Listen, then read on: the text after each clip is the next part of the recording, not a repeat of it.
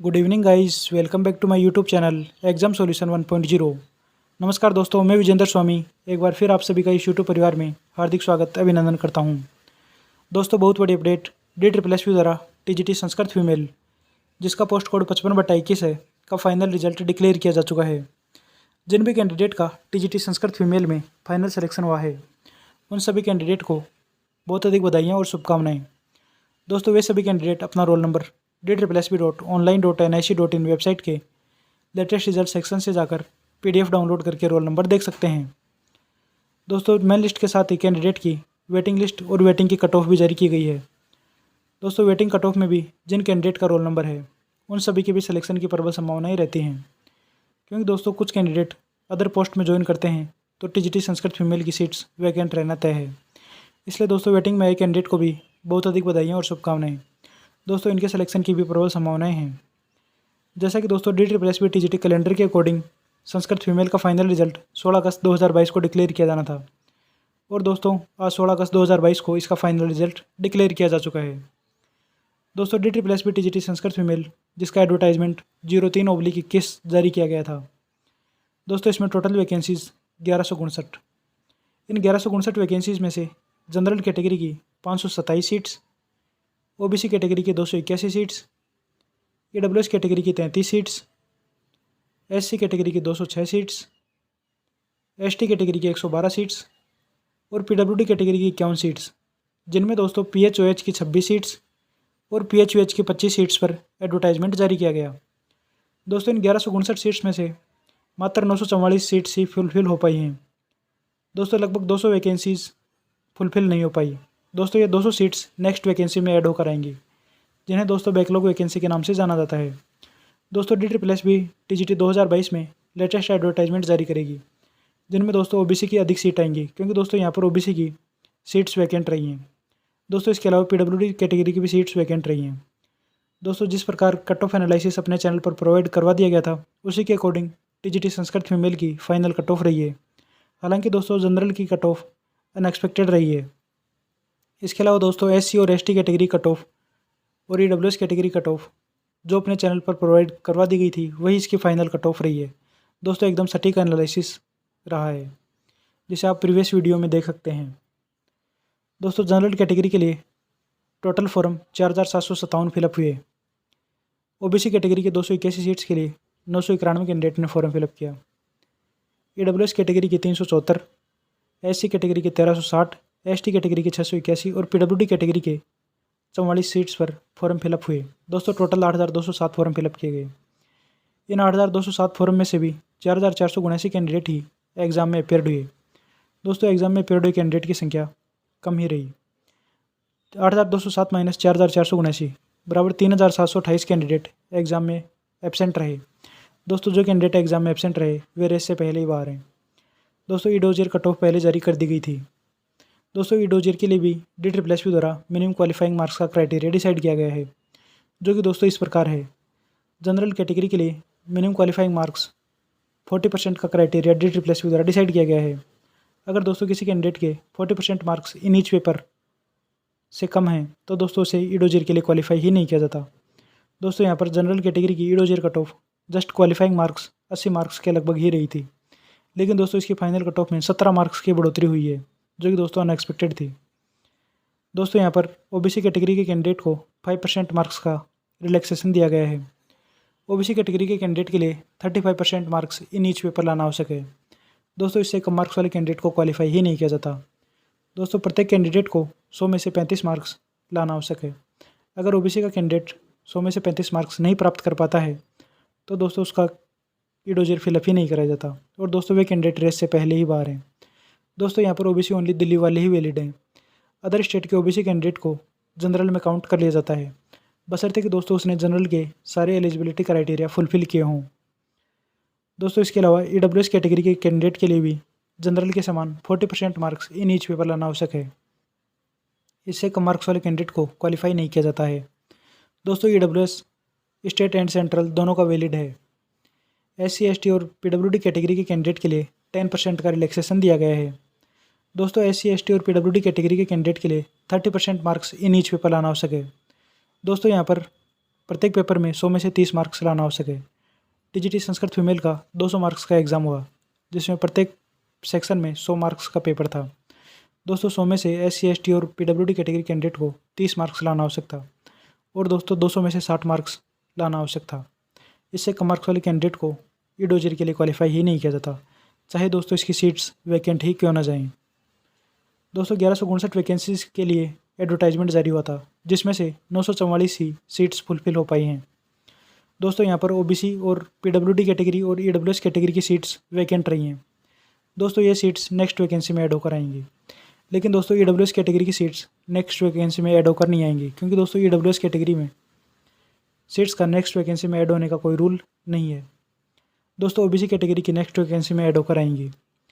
दोस्तों EWS category में जो सीट्स वैकेंट रही हैं, हो सकता है दोस्तों उनको जनरल कैटेगरी से फुलफिल कर दिया जाए, लेकिन दोस्तों इसके बारे में मैं श्योर नहीं हूँ।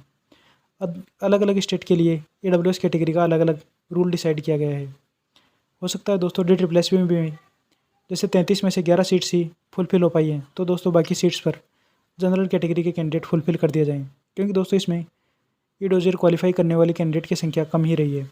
इसी कारण दोस्तों EWS category cut off 80.24 marks ही रही है। दोस्तों 4479 कैंडिडेट एग्जाम में अपेयर्ड हुए। दोस्तों इसका एग्ज़ाम 18 एंड 26 सितंबर 2021 को कंडक्ट करवाया गया। दोस्तों 2 दिन में एग्ज़ाम कंडक्ट करवाए जाने के कारण नॉर्मलाइजेशन प्रोसेस रही, जिसमें दोस्तों कैंडिडेट के मार्क्स एवरेज शिफ्ट पर डिपेंड करते हैं। 4479 कैंडिडेट में से 1400 कैंडिडेट को ईडोजर के लिए क्वालिफाई किया गया था। दोस्तों इन 1400 कैंडिडेट में से भी 1377 कैंडिडेट ने ही ईडोजर फुलफिल किया था। दोस्तों 1400 - 1377 23 कैंडिडेट का रिजेक्शन होना तय था, क्योंकि दोस्तों इन कैंडिडेट ने अपने डॉक्यूमेंट ऑनलाइन रूप से फिलअप ही नहीं किए, इसलिए दोस्तों इन कैंडिडेट का रिजेक्शन नोटिस जारी कर दिया गया है। दोस्तों इसके अलावा ईडोजर फिलअप करने के बाद कैंडिडेट को फर्स्ट रिकॉल नोटिस जारी किया गया, जिसमें दोस्तों 79 कैंडिडेट का फर्स्ट रिकॉल नोटिस जारी हुआ। दोस्तों फर्स्ट रिकॉल में 10 डेज़ का टाइमलाइन दिया गया। 10 जून 2022 से 19 जून 2022 तक 10 डेज़ तक कैंडिडेट को अपने डॉक्यूमेंट डेफिशिएंसी दूर करनी थी, जिसके बाद भी दोस्तों सेकंड रिकॉल नोटिस जारी किया गया। सेकंड रिकॉल में दोस्तों 46 कैंडिडेट का रिकॉल नोटिस जारी किया गया। दोस्तों इन 46 कैंडिडेट के डॉक्यूमेंट में डेफिशिएंसी पाई गई। दोस्तों इन्हें 5 डेज़ का टाइमलाइन दिया गया। 21 जून 2022 से 25 जून 2022 तक इन कैंडिडेट को अपने डॉक्यूमेंट डेफिशिएंसी दूर करनी थी। दोस्तों अब जो फाइनल रिजल्ट डिक्लेयर हुआ है, उनमें ये 79 कैंडिडेट शामिल किए गए हैं। इसी कारण दोस्तों यहाँ पर जनरल कैटेगरी की थोड़ी कट ऑफ हाई रही है, और दोस्तों यहाँ पर जो EWS SC ST category candidate हैं, उन्हें जनरल में काउंट कर लिया गया है, क्योंकि दोस्तों इन कैंडिडेट ने जनरल के क्वालिफाइंग मार्क्स प्राप्त करे हैं, तो दोस्तों इनको जनरल कैटेगरी में क्वालिफाई किया गया है। हालांकि दोस्तों जब DSSB द्वारा इन कैंडिडेट के डॉक्यूमेंट के वेरिफिकेशन होगा, तो दोस्तों अगर सारे क्राइटेरिया जनरल कैटेगरी के फुलफिल करते हैं, तो ही दोस्तों इन्हें जनरल में काउंट कर लिया जाएगा। अगर दोस्तों ये सारे क्राइटेरिया जनरल कैटेगरी के क्वालिफाई नहीं कर पाते हैं, तो दोस्तों इनकी respective category OBC EWS SC ST में ही काउंट किया जाएगा। दोस्तों यहाँ पर जो DSSB द्वारा इसकी रिजल्ट प्रोसेस चेंज कर देने के कारण इन 79 कैंडिडेट को भी इस प्रोसेस में शामिल किया गया है। हालांकि दोस्तों जब DOE द्वारा इन कैंडिडेट का डॉक्यूमेंट वेरिफिकेशन होगा, तब दोस्तों इन कैंडिडेट के डॉक्यूमेंट में डेफिशिएंसी रहेगी, उन कैंडिडेट को निश्चित रूप से आउट कर दिया जाएगा, और दोस्तों उनकी जगह वेटिंग लिस्ट वाले कैंडिडेट को मौका मिलेगा। दोस्तों जिन भी कैंडिडेट का जैसे दोस्तों PRT का रिजल्ट आएगा, PRT के रिजल्ट में जिन कैंडिडेट के ईडोजर फिलअप कराए जाएंगे, ईडोजर फिलअप कराए जाने के बाद डायरेक्ट फाइनल रिजल्ट देखने को मिलेंगे, क्योंकि दोस्तों अब इन कैंडिडेट के फर्स्ट रिकॉल नोटिस और सेकंड रिकॉल नोटिस जारी नहीं किए जाएंगे, जिनका खामियाजा दोस्तों कैंडिडेट को भुगतना पड़ेगा। क्योंकि दोस्तों अब ये 46 कैंडिडेट जो यहाँ पर सेकंड रिकॉल नोटिस में आउट थे, तो दोस्तों इन 46 में से लगभग 35 से 40 कैंडिडेट का फाइनल रिजेक्शन होना तय था, लेकिन दोस्तों इन कैंडिडेट को मेन मेरिट में शामिल कर लिया गया है, जिसका दोस्तों खामियाजा वेटिंग लिस्ट वाले कैंडिडेट को भुगतना पड़ा। दोस्तों वेटिंग लिस्ट में भी जब ये 35 से 40 कैंडिडेट जो टॉप लिस्ट में हैं, उन कैंडिडेट का मेन लिस्ट में सिलेक्शन होता, लेकिन दोस्तों DSSB के रिजल्ट प्रोसेस चेंज कर देने के कारण इन कैंडिडेट को वेटिंग लिस्ट में रहना पड़ा, और दोस्तों इन वेटिंग लिस्ट क्लियर होने में 6 से 7 मंथ का टाइमलाइन लगेगा। दोस्तों यहाँ पर जनरल कैटेगरी के 516 कैंडिडेट को क्वालिफाई किया गया है। दोस्तों इन 516 कैंडिडेट की कट ऑफ 80.24 मार्क्स से बढ़कर 97.43 मार्क्स रही, जो कि दोस्तों 17 मार्क्स की बढ़ोतरी रही है, जो कि दोस्तों अनएक्सपेक्टेड रही है। EWS कैटेगरी में 11 कैंडिडेट को फाइनल लिस्ट के लिए सिलेक्ट किया गया है। दोस्तों EWS की 33 सीट्स थी, जिनमें से मात्र 11 कैंडिडेट ही ईडोजर के लिए क्वालिफाई किए होंगे। इसी कारण दोस्तों मेन लिस्ट में 11 कैंडिडेट को क्वालिफाई किया गया है। दोस्तों EWS में जो कट ऑफ 80.24 थी, वही दोस्तों इसकी फाइनल कट ऑफ देखने को मिली है। OBC कैटेगरी में 281 सीट्स में से मात्र 88 सीट्स ही फुलफिल हो पाई हैं। जैसा कि दोस्तों आपको पिछले वीडियो में बता दिया गया था कि OBC में लगभग 100 कैंडिडेट का ही फाइनल सिलेक्शन होगा, और दोस्तों वही रहा। OBC कैटेगरी में 88 कैंडिडेट का ही फाइनल सिलेक्शन हुआ है। दोस्तों बाकी सीट्स वैकेंट रही हैं। OBC कैटेगरी की फाइनल कट ऑफ 71.36 मार्क्स ही रही है। SC कैटेगरी की 206 सीट्स के लिए 206 कैंडिडेट को मेन लिस्ट के लिए क्वालिफाई किया गया है। दोस्तों SC कैटेगरी की कट ऑफ जो अपने चैनल पर 74.5 मार्क्स बताई गई थी, उसी के अराउंड रही है। SC कैटेगरी की फाइनल कट ऑफ 60.47 मार्क्स से बढ़कर 75.01 मार्क्स रही है।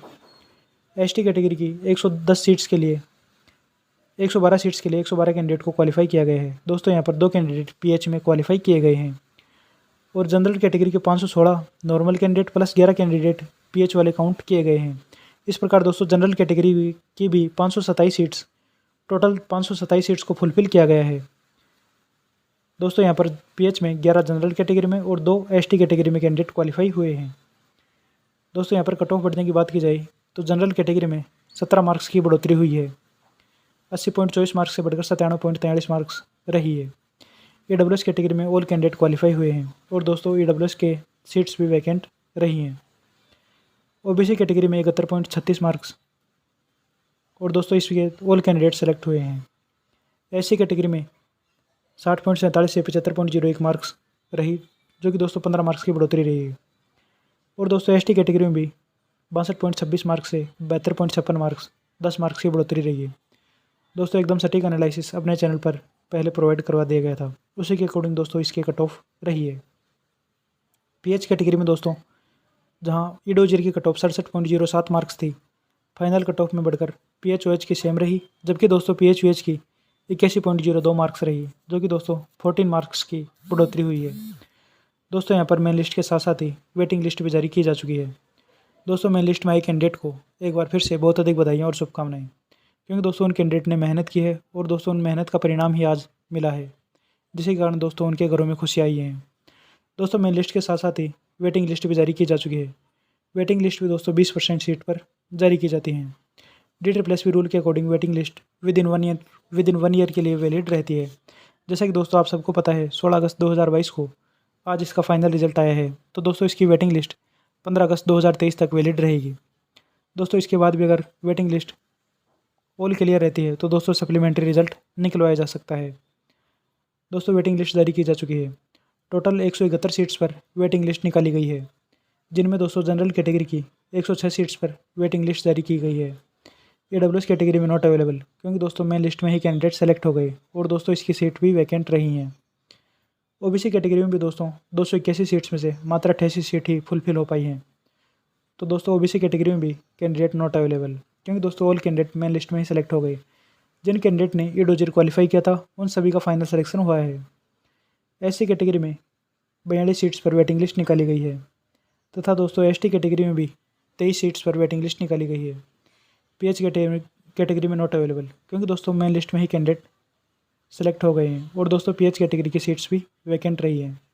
दोस्तों यहाँ वेटिंग लिस्ट के साथ ही वेटिंग की कट ऑफ भी जारी की जा चुकी है, जो इस प्रकार रही है। जनरल कैटेगरी की वेटिंग कट ऑफ 92.81 मार्क्स रही है। दोस्तों EWS कैटेगरी और OBC कैटेगरी में नॉट अवेलेबल, क्योंकि दोस्तों मेन लिस्ट में ही कैंडिडेट ऑल क्वालिफाई हो गए। जिन भी कैंडिडेट ने ईडोजर फुलफिल किया था उन सभी कैंडिडेट का फाइनल सिलेक्शन देखने को मिला है। SC कैटेगरी की वेटिंग कट ऑफ 42 सीट्स के लिए 71.54 मार्क्स रही, तथा दोस्तों ST कैटेगरी की 23 सीट्स के लिए 67.40 मार्क्स इसकी वेटिंग कट ऑफ रही है।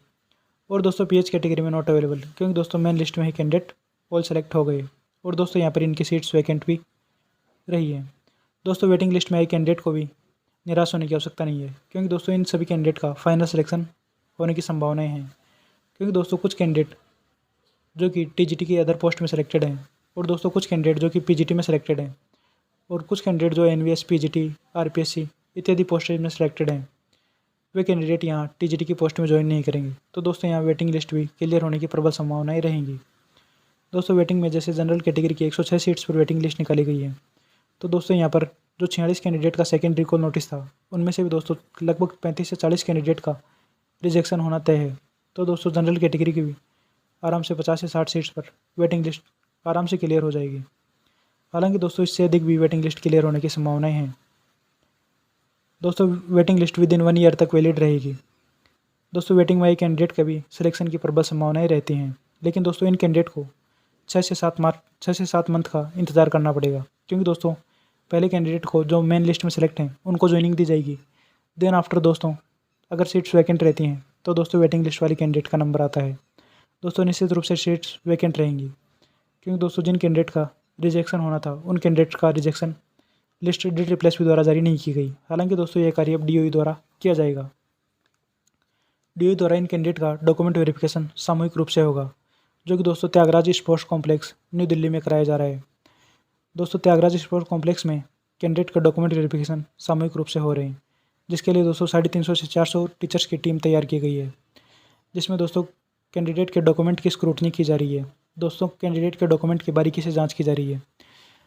जो भी डॉक्यूमेंट्स आपने ई-डोजर के टाइम फिलअप किए थे उन सभी डॉक्यूमेंट्स को रेडी रखना है, और दोस्तों उनके साथ ही इन सभी डॉक्यूमेंट्स के 2-2 सेट्स फोटोकॉपी के करा कर रखने हैं।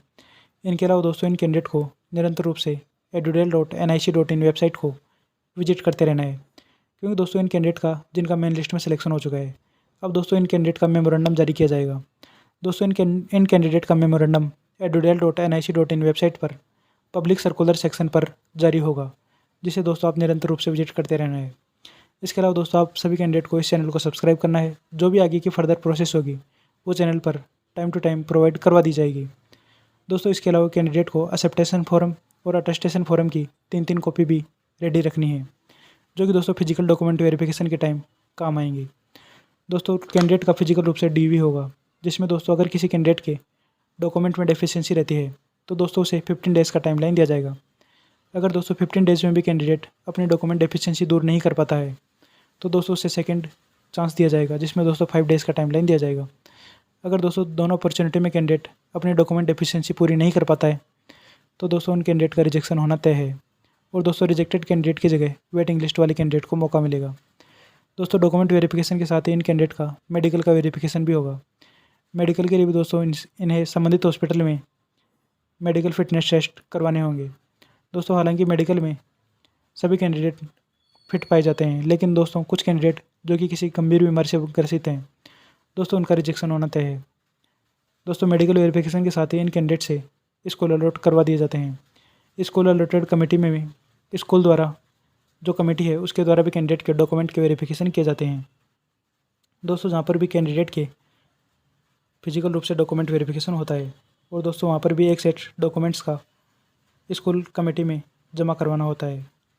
दोस्तों इसके अलावा जो भी अपडेट होंगी वो टाइम टू टाइम प्रोवाइड करवा दी जाएंगी। इसके लिए दोस्तों आप सभी को इस चैनल को सब्सक्राइब करना है। दोस्तों इस वीडियो को अधिक से अधिक शेयर करना है, जिससे कैंडिडेट की हेल्प हो सके। Thank you guys. वीडियो अच्छी लगी वीडियो को लाइक करें, चैनल को सब्सक्राइब करें, अधिक से अधिक दोस्तों तक इस वीडियो को शेयर करें। Thank you.